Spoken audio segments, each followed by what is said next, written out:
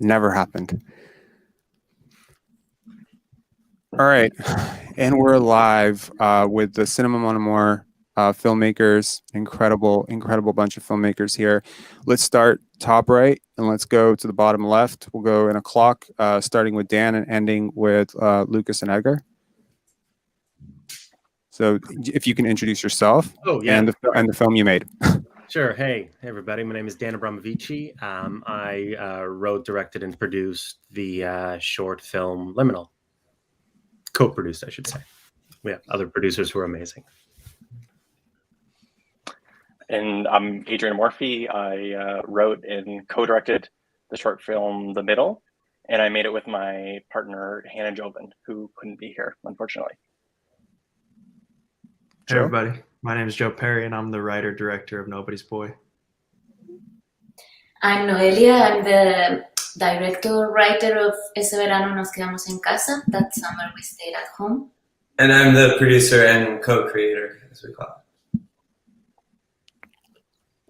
I'm Edgar Moraes. I'm the co-director and co-writer of We Won't Forget. And I'm Lucas Elliott Ebrel, the co-director of We Won't Forget, which we wrote with our lead actress, Whitney Abel, who's not here. And you were also the cinematographer. That's right. And we were both editors as well. I'm also an actor in it. And Edgar is also an actor in it. Yeah. Well, Edgar, yes. It's interesting. Edgar is Penn Eds alumni. We had him Heatstroke 2020, which evoked a lot of the same feelings that this film evoked. So getting used to the style and getting used to the tone here. Let's start with an easy question. Well, it's not that easy given the films, but let's start with what drew you to this story? Like what central question is at the heart of your story? And let's start with Liminal. Oh man. Liminal is an intensely personal film for me. Like I feel like I struggled in my own life with a lot of the themes at the heart of the story.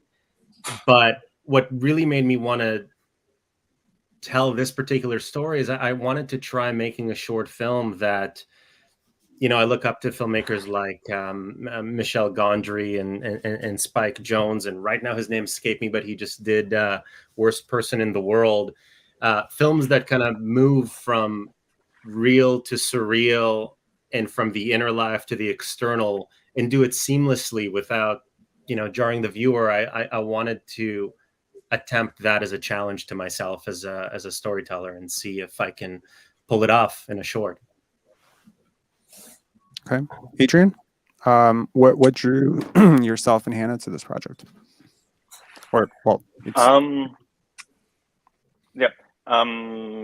We really wanted to look at how we remember our lives and how through memory we can pair moments together. I mean, our film is a split screen film, and going into it, we wanted to say I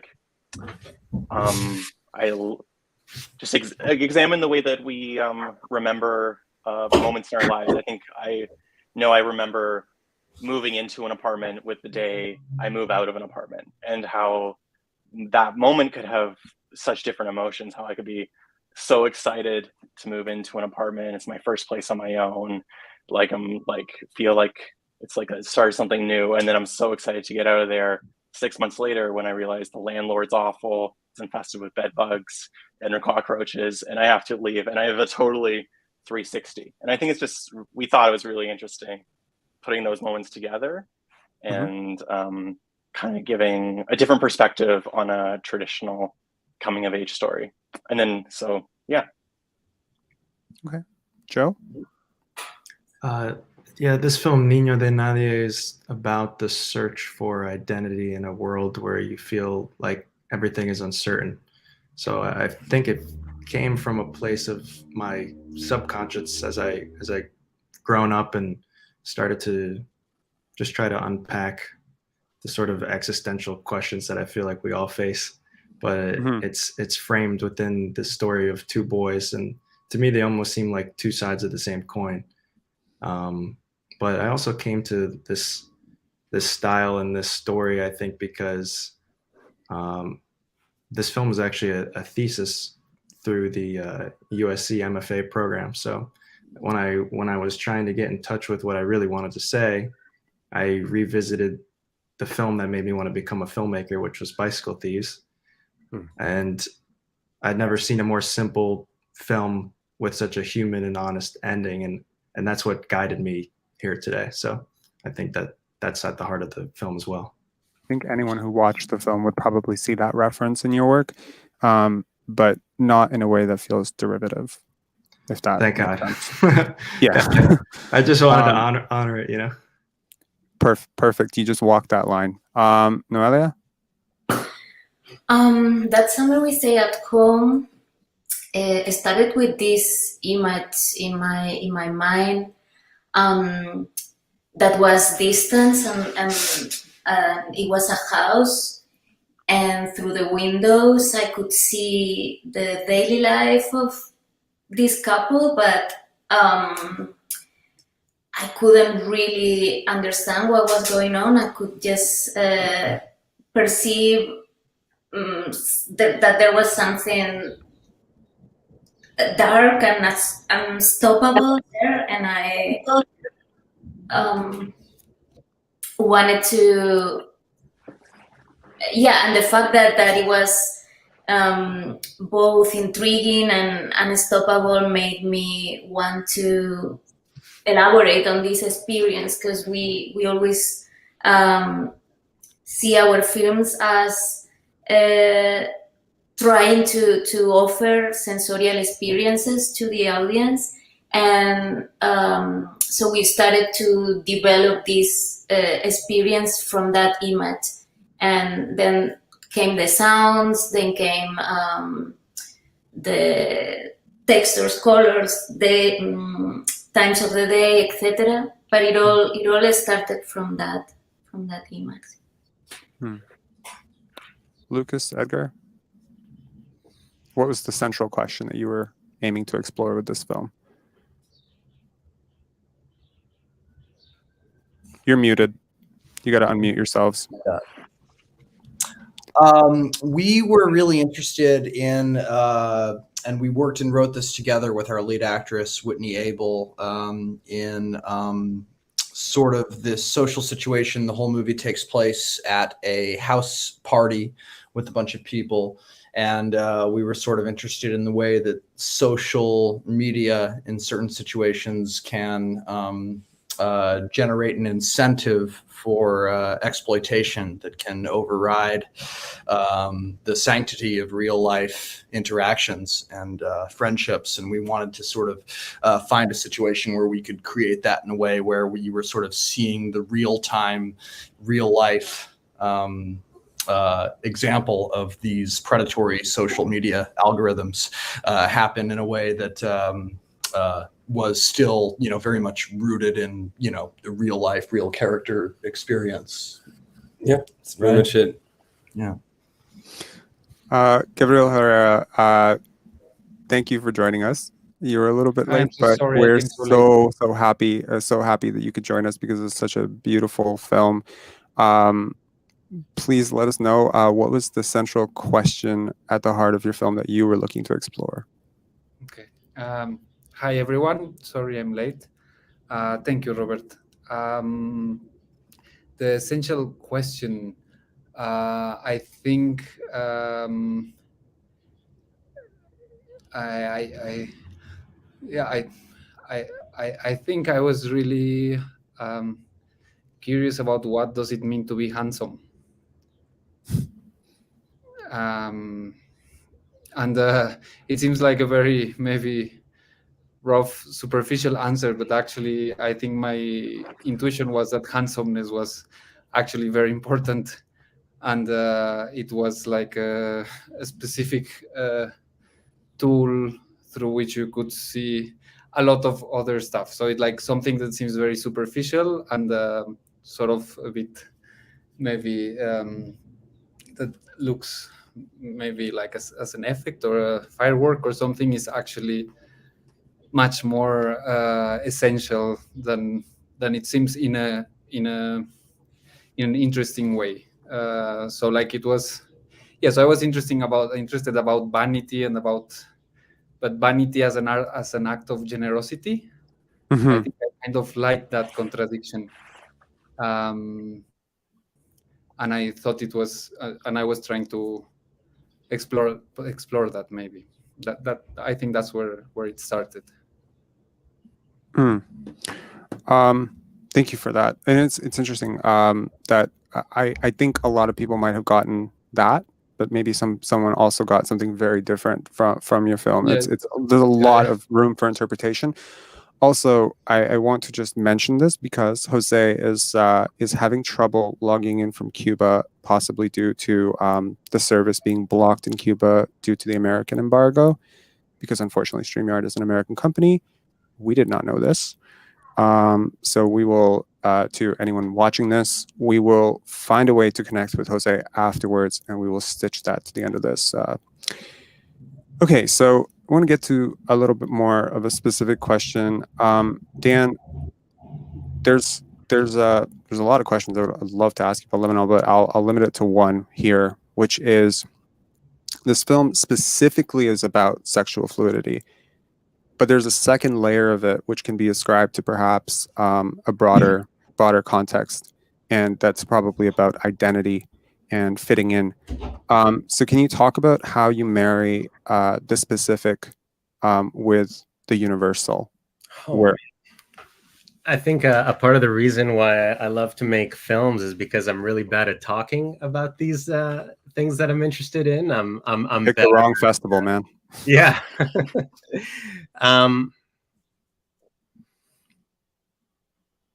Marrying the specific with the universal. I mean, yeah, because you have something very specific here, right? You have a character who is, I don't relate to necessarily to this character, and yet I do.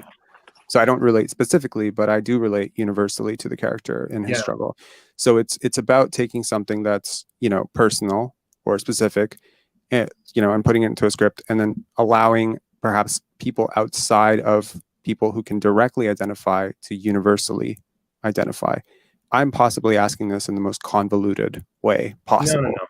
But hopefully that's clear. Yeah, I mean, for me, everything I write, I try to make very personal and then further personalize it with the actor. Thematically, though, in terms of kind of like an outward look, the film is at its core about being stuck, feeling stuck between definitions, between an ideal that you think you should aspire to based on societal pressure, and this person who starts off the film feeling locked into his family, locked into the relationship that on paper everything is fine, but finds himself pulled in another direction. And then as the story goes, we realize that he's in this liminal state, which again is, I think, something that I relate to in all aspects of my life, and lots of people do. You want to go for this thing, but then you get there, it's not exactly what you thought it would be, so you're immediately veering off into the next, and you're always kind of looking forward, kind of looking back, and kind of unhappy with where you are. And the film for me is this revolving door that ends up feeling like a sort of a meat grinder that just demolishes him by the end.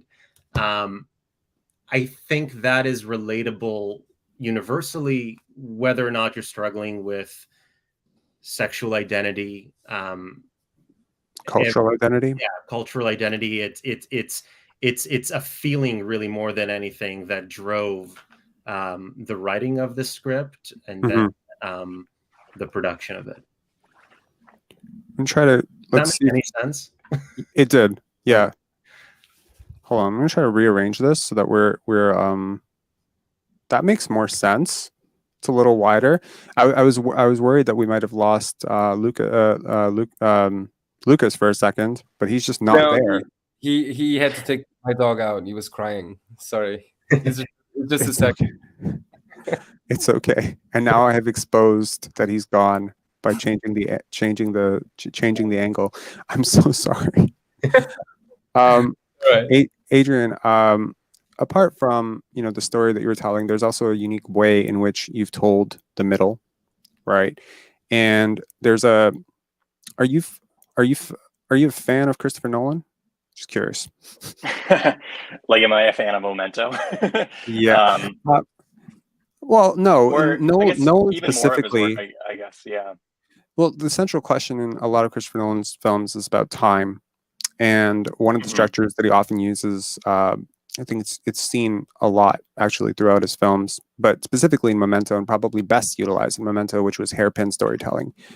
You know, where you start at the start and the start at the end, and I think a lot of fantastic films have that looping nature.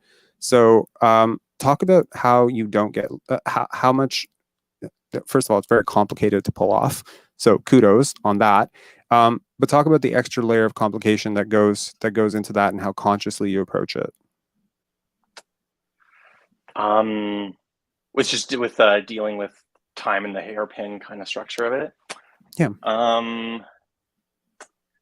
Yeah, I mean, the conception of the movie was that structure from the beginning. Like, the idea of the script was, what if a film ended in the middle, and then that's obvious, and then more zoom out, kind of looking at like the middle of someone's early 20s when they're figuring out their life. They don't quite know who they are yet. And we just felt that structure really complemented that coming of age story that we wanted to tell. And then, yeah, and then I mean, designing the story and designing the scripts in that format, you kind of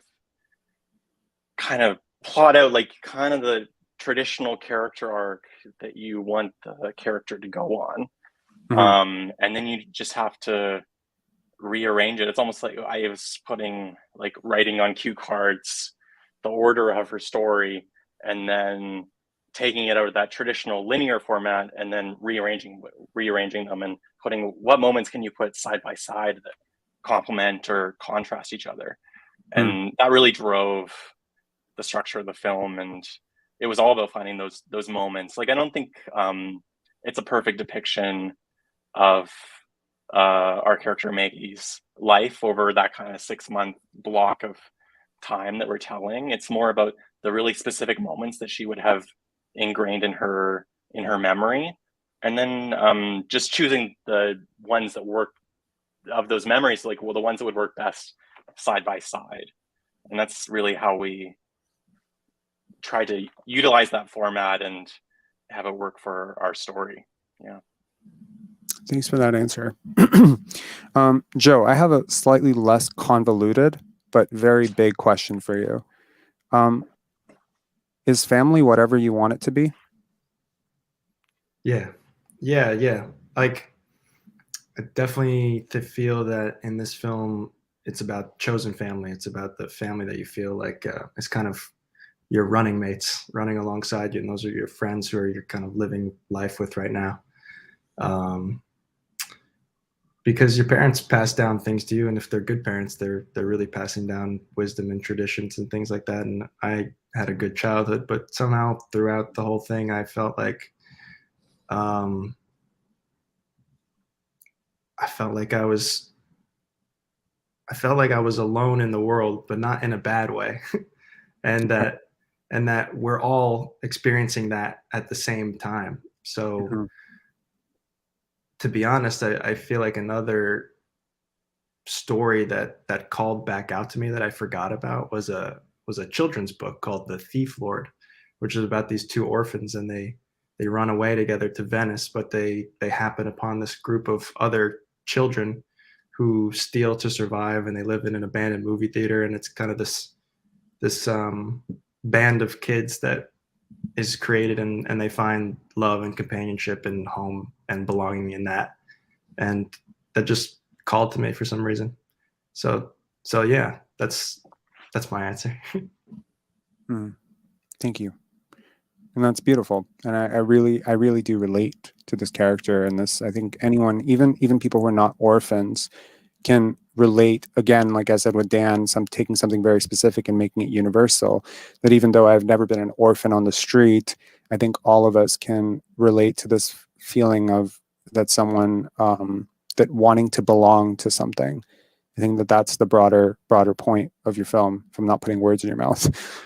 Definitely, yeah. I think as I grew up as well, I had friends who did different things. I had friends who played music and never went outside. I have friends who played sports and were always outside, and I was the person who was floating in between all of them. And I tried to get them to be friends, but they never wanted to be. So yeah, I'm like, I'm mixed race. It's just I feel like I'm always, liminal. Funny, it's like I feel like I'm always in the liminal, and maybe we as artists and like observers of humanity are kind of like we're inside of it, but we're outside of it at the same time. I find that the most interesting storytellers live on the intersections, personally. Musicians who transition to acting or whatever. Noelia, this film, probably, how much more relevant is this film given the last 2 years? Because my first thought when we entered lockdown, which was March 2020, my first thought was not stoppage of work, but was of victims of abuse. So how much more relevance does your film have given the last 2 years, and how much more heightened the problems of domestic abuse were? Yeah, I think even the title started to that was chosen before the pandemic started or existed. Even the title started sounding to people, oh, is it about the lockdown? And we thought about it, and I think it may have helped audiences understand better what it is to be trapped in a space, even if they haven't experienced the horror of abuse. But I think it may have helped or experience the film in another way. Hopefully, yeah. I don't know if it made it more relevant, but I'm pretty sure it influenced in that, in the experience, because they experience themselves in the lockdown. They experience a bit of it, of the cycle of the feeling trapped in a space, of having this tension underneath your daily life and this fear, and also because the subject matter was being more talked about, sadly, because it was happening more. So yeah. Robert, did you want to add anything to that? Nice name, by the way. Sorry? Nice name, by the way. Nice name. I'm complimenting you on your name. It's a cool name. I don't think you got my joke, but it's okay. I didn't, to be honest. We have the same name. Yes. I thought it was the name of the film. I'm so distracted by just our faces on the screen in front of us. So that's okay. Sorry.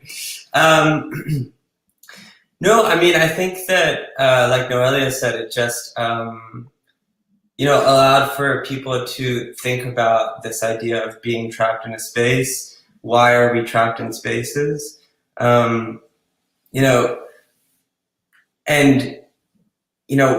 If you could leave your house because we're not in a lockdown, why wouldn't you for some reason, Why do you not get off the couch at some point? Why do you, and obviously not comparing those experiences to one of, something that the protagonist of the film goes through, but I guess just getting at that question of like, why don't we leave certain spaces? Gotcha. So like Maria said, I guess just the pandemic giving people the opportunity to reflect on that might have changed people's experience viewing this film. Absolutely. Thank you for that. Lucas and Edgar, I have a question for you. Of course I do. Is there anything, do you believe in an innocent bystander? Does that even exist? Yeah, I mean, It does. It does. I think so. Well, I mean, I believe that sometimes you can get into a certain type of shock that might justify an action, I think. Sure. But it all depends. I mean, the world we live in, we've kind of become desensitized with so much that's happening with the news, and it's kind of almost sadly natural that we can just react to everything that's going on around us, I guess. It would be impossible. I mean, you can walk down the street on any major city and not see things that would, I think, make you have to stop and help someone in some way. You know what I mean? So to answer the question, yeah, I mean, if everyone did do something about it, I think it would change. Let me specify the question a little bit more. So when I record you, you change. Would you agree? Like when we are recorded subconsciously, I'll give you an example. Yeah, so sometimes we do these Q&As, yeah, and there will be someone who's just extremely unnatural and very nervous because there's a conscious recognition of I'm being recorded, and it does change who you are. That concept of being recorded. So when somebody whips out their phone, when something terrible is happening to somebody else or something vulnerable is happening in order to get views, I think that they think, most people that I know who do this think that they are not contributing anything to the situation. My argument, and I think your film's argument, is that they are contributing to that situation. And so in that concept, I think the minute you turn that red light on, I don't think that you're innocent bystander anymore. I think you're adding something to it. Sure. Yeah, I love. First of all, I love that reaction to the film, and that was a really excellent question that you posed. We worked pretty hard to make sure that the movie ends up being with that question and not really taking a stance. But I guess that these things can be used as tools, right? And it can have positive or negative implications. Certainly we see in the case of documentation of police brutality or realities in the ground and war zones, how everyone's access to camera and the internet can shine a light into the darkness in a really important way. It can also fan the flames of a situation unnecessarily for the sake of that egotistical serotonin boost you get if something you post gets shared 1 million times on Reddit or something. Absolutely. The tool itself is an absolutely neutral thing, but it can be used for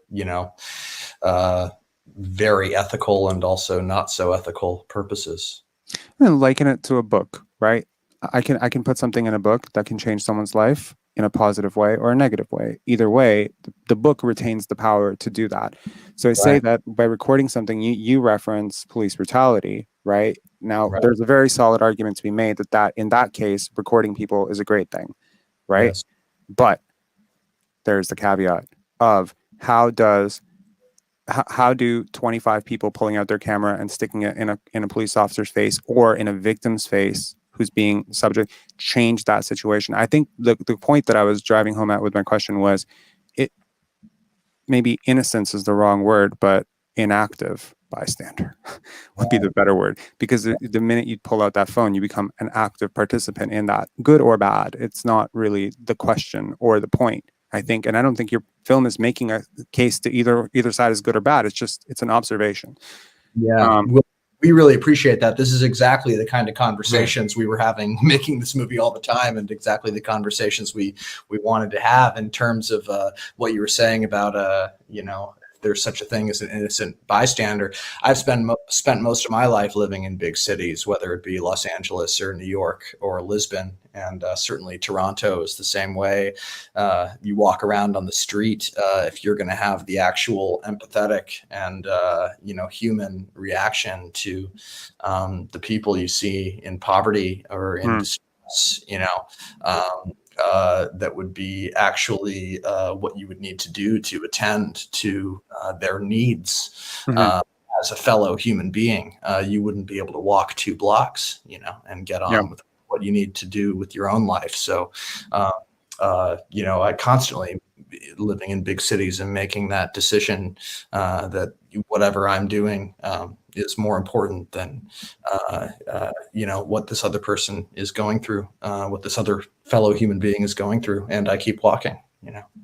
It's just a fact of operating in society, I guess. Thank you for answering my question / re-question / reframing of my re-question. Thank you for that, indulging me. Gabriel, you said your film is about, the question that you were exploring is what it means to be handsome. Yeah. But I'm curious that there's a deeper subtext to this film which pertains to colonialism, if I'm not mistaken. Yes. So can you speak on that a little bit, and where that desire to explore that subject comes from within you? Yeah, I think maybe I put the other thing first, because precisely I think the provocation of maybe what for me is the provocation is that I think the handsomeness question is much more deep than the colonial question, and it contains it. So the colonial question is just one of the shapes that the question of the handsomeness can be answered. No. I'll share with you right now an audience question that came up, or I think it was right when we started. Did anyone get motorcycles cabinet? Which I thought was really, really funny. Yeah, I mean, of course, there's the thing was that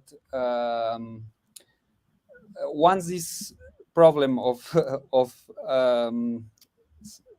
vanity and handsomeness comes out, the first place where this conflict appears around me, and where I felt this conflict could actually have something new and interesting to say to that conversation, was in the post-colonial identity of which I'm part of here in Mexico.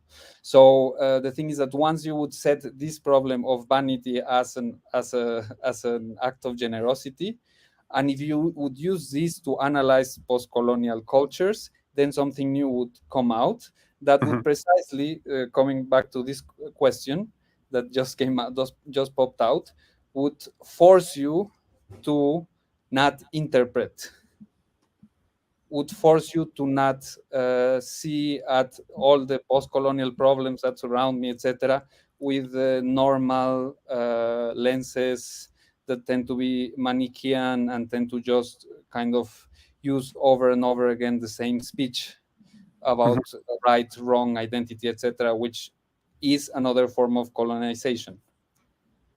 Okay. No? I mean, this is I can talk about this for too long, so maybe I would not go forward with it. But I mean, the main thing was that through this I could maybe kind of pull the rug from under typical ways in which I think we engage with these social class differences here, and that also have to do with the act of filming, because shooting something here is, in general, I would say, is already an act of colonization, etc., etc., etc. So who does the handsomeness belongs to? Does it belong to the person who is offering the handsomeness, or does it belong to the filmmaker who is shooting it, or does it belong to the colonial conqueror who established the value of it all, or is it all around? The point was to kind of try to avoid the audience or myself to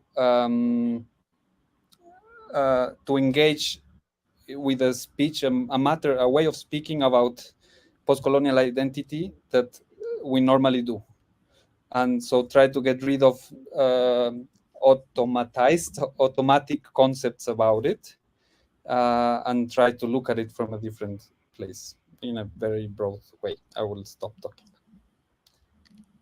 I honestly, the thing is, when any of you start talking, I'm reminded of just how much I wish you'd keep talking. Partly, I'll tell you why. The best messages we get after Pandance, and we've gotten them every single year from filmmakers who attend and who've attended Q&As live or virtual this year, is I got so inspired. I made my next film like 2 days later, or like I started writing the film, because there's so much knowledge being shared on these panels, and I sincerely believe it's difficult. You're all incredible filmmakers in your own right, but to create an environment where even incredible filmmakers can learn from other incredible filmmakers about how they made their work, I think it's beautiful. So thank you for speaking on that and for indulging that funny question. Of course.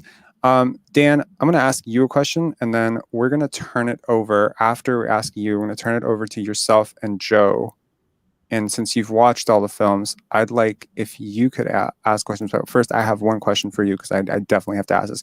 So much of Pendants has been about juxtaposition. We've talked about juxtaposition. I feel like I lose this sweatshirt that says story of everything and just say juxtaposition over everything.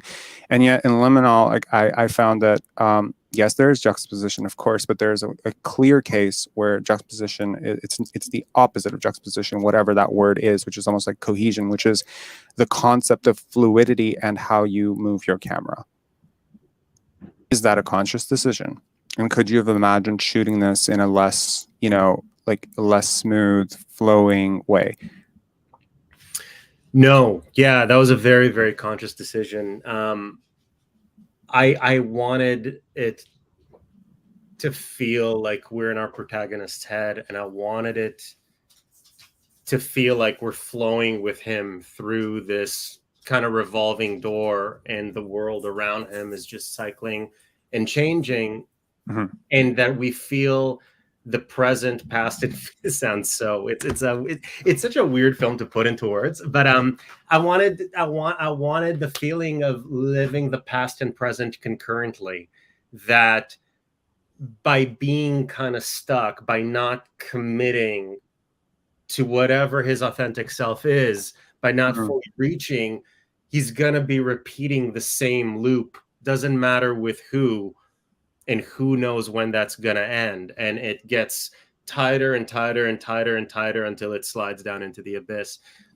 It's a bit of a, it came from me one day kind of waking up and going like, am I gonna repeat the same mistake with all my relationships? Are we gonna fall into the same pitfalls all the time? So I think for that to land for me, we had to stay with it. Yeah. As difficult as that was to plan, it was technically super freaking challenging.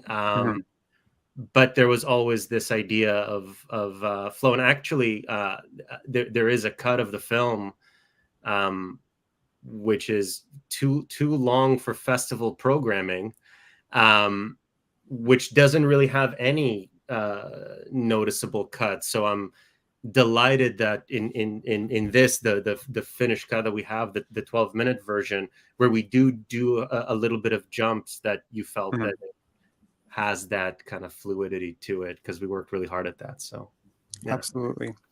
Okay, so now we're going to turn it over to Dan and Joe, who do you have some questions for Noelia and Lucas, perhaps even for each other and for Adrian? I have a question. Okay. Go, Dan. Great. Dan, I want you to go first. All right. I have a question for We Won't Forget. Okay.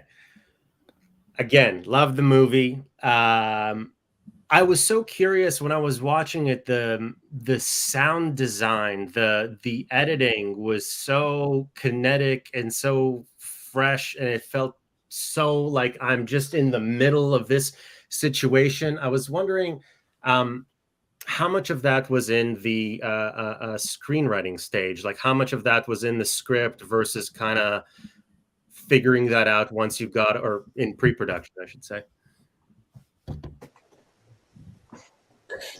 Yeah, that's a good question, and we're so happy that you felt that way. We shot the movie in 2 days, and we knew exactly what we wanted within the script that we had written with Whitney. In that sense, we didn't really write a lot of dialogue.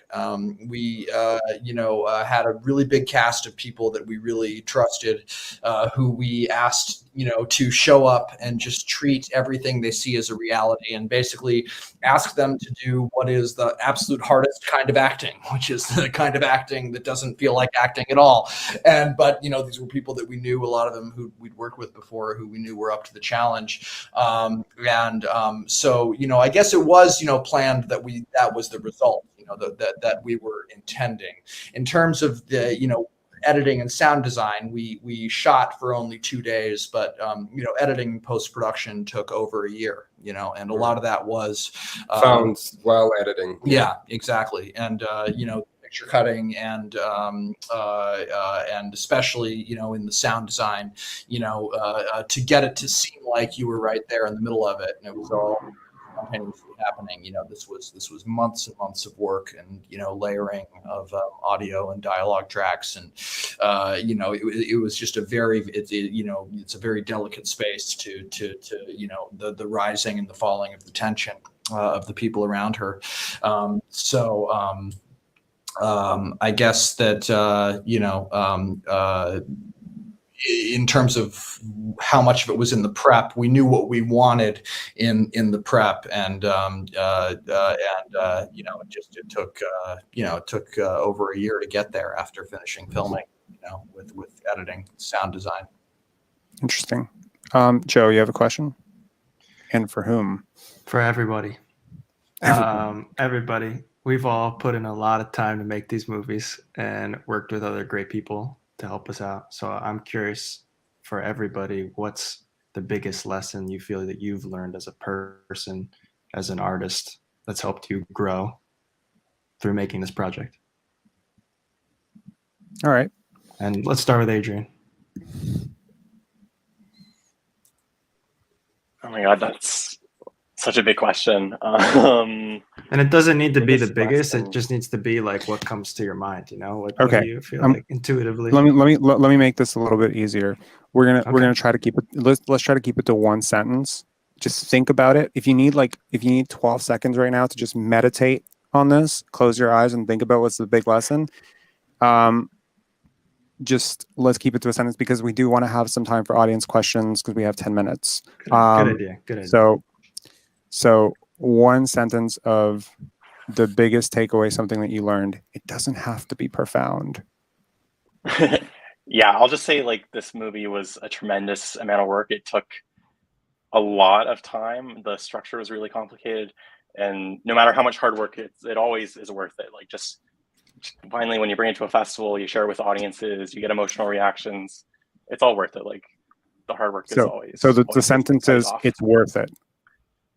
It's worth it. That's the sentence. Yep. That's the sentence. Okay, perfect. Dan, what's your sentence? Sure. Tell the story you really want to tell.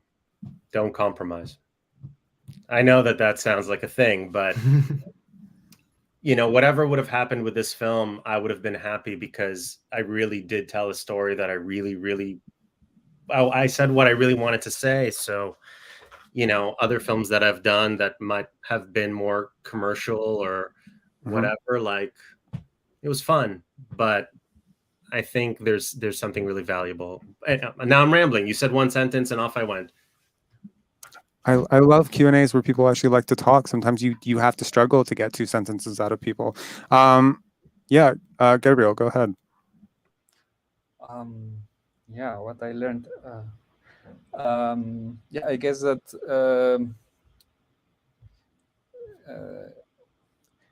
that whatever's on the other side of the lens is much, much richer than any idea I had about what was it going to be. And most of the movies, is not the things that I control, but the things that I don't. That's actually one sentence. Huh. That was actually, it was a beautiful sentence, but it was actually one sentence. Congratulations. And so well put. Noelia. I don't know if it's the biggest thing, but it's what came to mind. We were seeing the masterclass about directing actors a few hours, 2 hours ago, and I would say it's exactly what they said. Casting well is everything, and it happened to us in this film, and they were both exactly the characters we were been imagining, and that was everything. Casting is everything. Yeah, and a little smaller thing is like animals always with an animal trainer. It's funny because I had two things prepared in case she was going to say mine, and they were the exact two things she just said. Oh my god! Yeah. Nice. I'm so sorry that. Well, I was going to say it's worth changing like almost everything to make an actor work for logistical reasons. So, like the guy we only had one day with him. His name is Andres Sertrudix. He's a great actor, and we reconstructed everything to be able to fit him in for one day. So yeah, an alternative take on what she said. I wholeheartedly agree. Lucas, Edgar.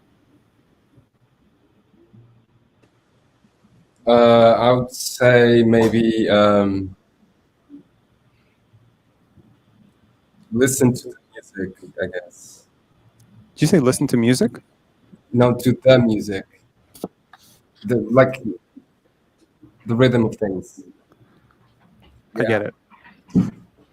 I think that Gabriel's lesson was really good and really relevant to what we think too, in terms of what is in front of the lens can be a lot more beautiful than what you pre-planned for. And that's something I learned making this movie is to be malleable and open to changing the whole vision, because every single step of the process is completely new part of the process. Wholeheartedly agree. And Joe, how about you answer your own question? Follow your intuition. You should follow your intuition. That's who you are as a person, and when you stifle that, you get further and further away from who you really are and what you want to do and what you want to say and who you want to be around, where you want to be. So it's constantly like coming up and checking you, and you just got to follow it, trust it. Okay. Thank you. We have some questions here. Let's go through. Question for Noelia. Does everyone see the question? I felt like a peeping Tom, and seeing the tragedy of something like this happens and life continues on just another day. Okay, that's not a question. That is a comment. Let's go. Liminal. It felt like your film was a comment on if you don't speak your truth, you only hurt yourself, but people are around you. But there is a question mark, and therefore it requires an answer. Yeah, I mean, that's definitely a part of it for me. Absolutely. If you don't live authentically, you're going to pay some sort of a price for it, and other people around you can get hurt too. Absolutely.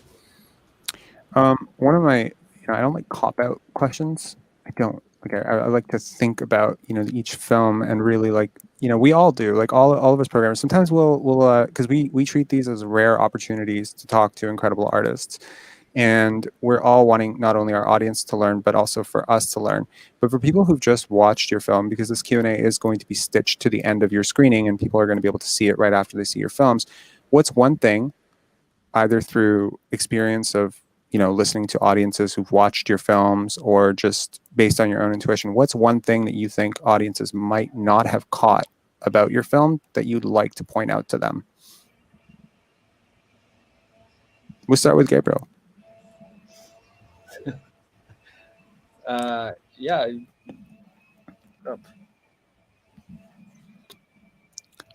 Ah, damn it.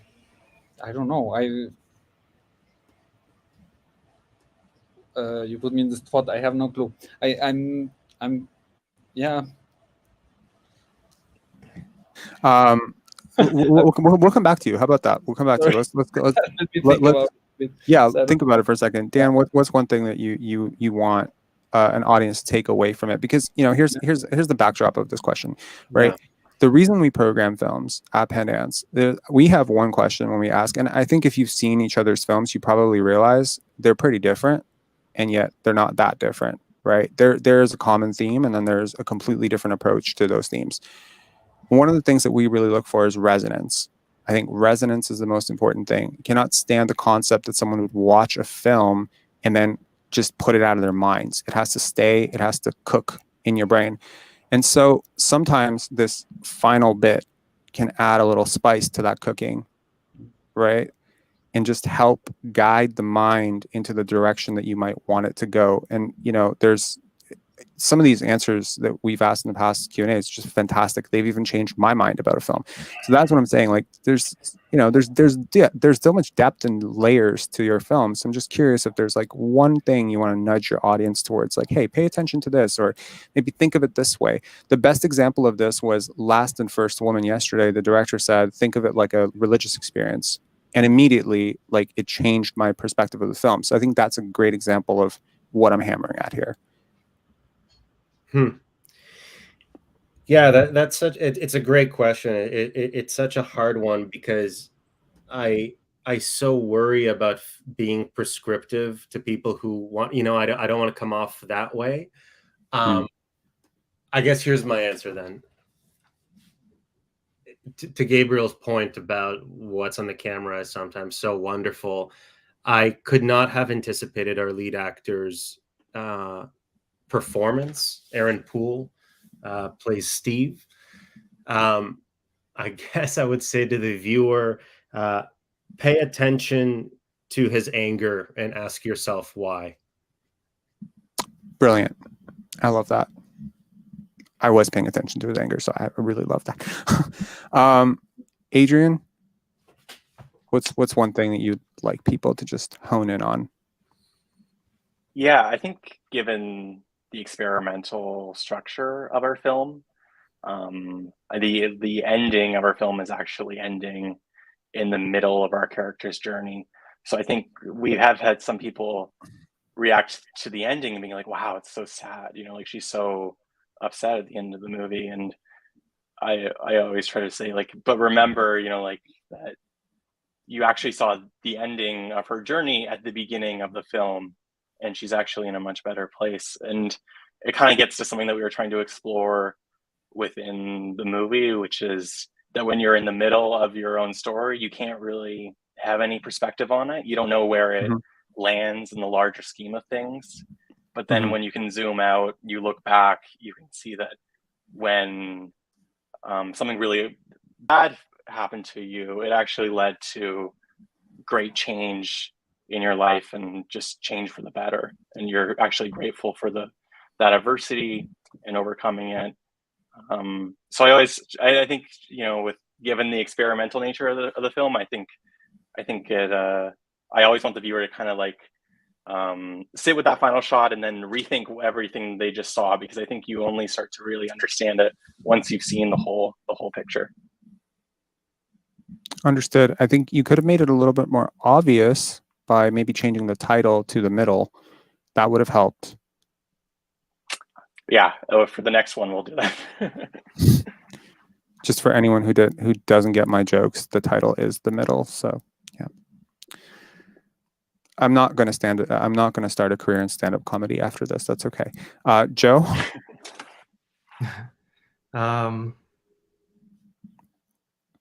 If this film to me feels like a bird that was in a cage, then I opened the door and the bird's flown away now. So I don't want to nudge my audience any which way. I just want them to feel something. And in that way, I feel like the choices I made in the black and white and everything, it's like I want the film to feel like a secret that you share with the characters. And the question that the character is asking himself is, who am I? And it's a very personal question we all ask ourselves. So that's okay. Noelia and Robert. Yeah, very similar to what you just said. We truly believe in the power of films to offer experiences to audiences, sensorial experiences, and we build our films, of course, thinking of a specific experience, but whatever experience the audience of our film has is valid, and if it make you feel that, then the film is that. The film is about that, and yeah, I would validate any experience they have had. Okay. You want to add something? No, just that, I don't know, I think the film speaks for itself, and we don't want to make people think too hard, you know, that it's their images and sounds, and that's it. And I hope that they stand up in a certain way, and I agree with Noelia that about the validity of any experience somebody takes from our film. Okay. Yeah, absolutely. Lucas and Edgar, anything people have been missing? Because you know what, I read some comments about this film, and they're all over the map. Okay, there's a lot to think about with this film. So go ahead. Yeah, that's one reason we like Joe's answer about letting the bird fly into the world. And so in some ways we feel like it's not really our place, because I mean, we've had people tell us they were physically ill after watching this film, and we've had people tell us they thought it was hilarious, and we've had thankfully a really wide ranging reaction. I don't know, should I say? I don't know. Whatever you feel like saying. Yeah. Maybe it's better just to leave it at that. I don't know. What was it that you read about the film? Was reading some of the comments. It was basically like, I didn't get it. Something like, they're just letting anyone on this platform now. Like I saw that comment and I was just like, what the hell it's weird to me. Look, reading critic reviews, sometimes we have this understanding that critics have some sort of like Rolodex, which allows them to understand cinema at some super high power, but they're just individuals and human beings. And anyone who has ever had an opinion about a film, it's just your fucking opinion. At the end of the day, we obviously think these films are incredible, so we select them. Other people might say, I was physically ill. What I will say, however, is making someone physically ill or making someone nauseous through film medium is a superpower. Yeah, is a skill. I think that it's one of the things we think about is that we do see it as kind of, in a way, hopefully a collaboration between the film and the audience, right? So ideally, transcend the screen and make it as much of an experience as possible, in the sense that you can be placed in the film, Right. You want to, as an audience, to experience something, like you said, transcendental, that is intangible, right? And so the movie provides a tangible tool, the picture and the sound, to go somewhere that's going to be very personal and very different depending on who the audience member is. Right? Absolutely. Gabriel, do you have an answer now that you've heard everyone else's? Maybe. I mean, no, I don't have an answer, but I can say something now. I of course ascribe to everyone telling that, but everyone kind of knows that one should never prescribe what you're supposed to search in a movie, and I think that's the base for everything. And that being said, of course, there's things that for me are jumping, and I can share them. And I would maybe say a bit the way Dan said. Maybe pay attention to the relationship between the camera, the words, the images, and the people inside of the images, and see how these ones connect or disconnect, and see if you find something there that makes the film a bit more readable or something, because I do get a lot this thing that seems to be difficult to read. There's a sort of inherent absurdity to ask someone to guide someone along on their own film, and I respect what you're saying about you should never have to guide people, but I'm also aware that we live in 2022, and things that are even remotely difficult to access sometimes get abandoned. I mean, sometimes midway through, like 2 minutes into something, if something's not clicking with people have the attention span of like 5 seconds these days. So I think it's important to meet people on their level sometimes. I think, some people who might watch this, they might say, I don't want to know, because I would rather figure that out for myself. I think certain other people probably would like a hint, because I think this is like almost like a brain muscle that you have to work to tackle.